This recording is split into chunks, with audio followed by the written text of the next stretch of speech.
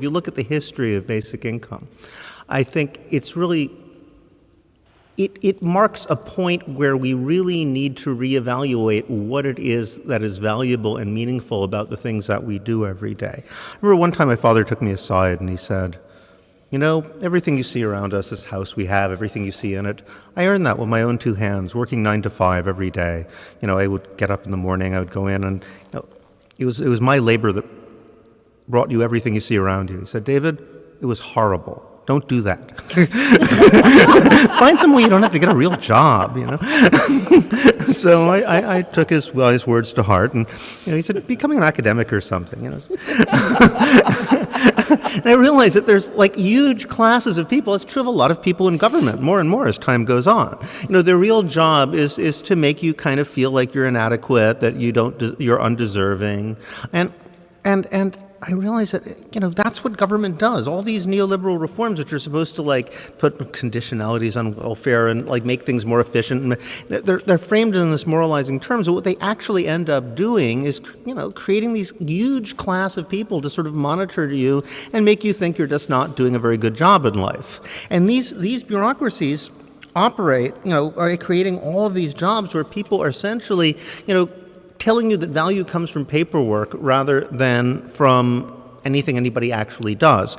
You know, it starts on the level where there's this guy sort of monitoring you to see if you're using all the rooms of your house correctly or taking care of your children correctly, or, you know, all this sort of benefit like fraud conditionality, you know, people trying to decide whether you're actually married to someone, or you know, so poor people are just constantly monitored by huge classes of people who are there just to make you feel bad about yourself and tell you you're not doing a good enough job in life. And then the middle class, there's audit culture, everything. You spend as much time, I mean, I know this from universities, you know, sort of assessing what it is you're doing than you spend actually doing it, like increasingly more time assessing it.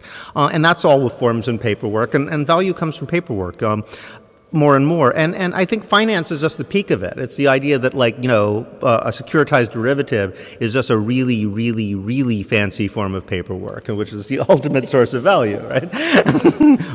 So the people who have the most elaborate paperwork are the, you know, create the most value and are the richest and are the top of the pyramid. So what would be a left-wing position that would like be anti-bureaucratic? I mean, we need to grab this because, and I think it's pretty obvious. It's just like, fire all those guys and, you know, and give everybody the same amount of money.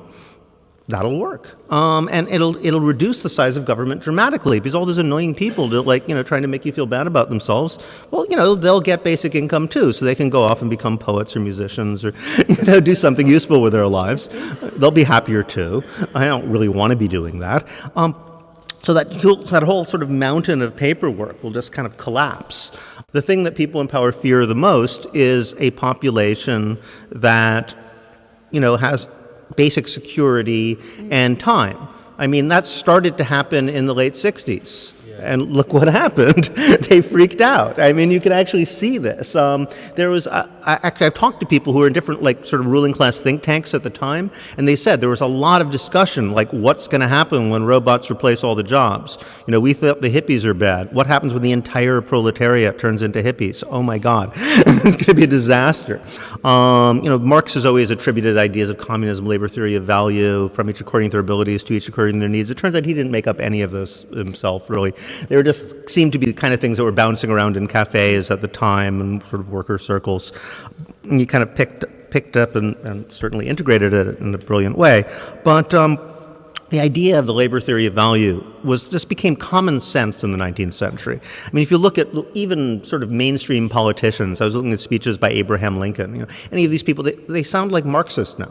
You know, everybody's talking about how, you know, all capital is derived from labor and labor must be given precedence, so forth and so on. So they had this notion that value comes from human labor. The problem is they also had this focus on production. That, you know, the factory labor was seen as the sort of paradigm for all labor. It was very macho, you know, males, like guys smithing things and banging things and casting iron and so forth was production line perhaps, was the basic image. Whereas, of course, most labor is not actually productive if you think about it. Like, you make a glass once, right? But you wash it like 1,000 times. Most labor isn't about making things, it's about keeping things the same, maintaining things, nurturing things, giving them an environment in which they can grow, caregiving, caretaking. But then the question is, how do you validate work?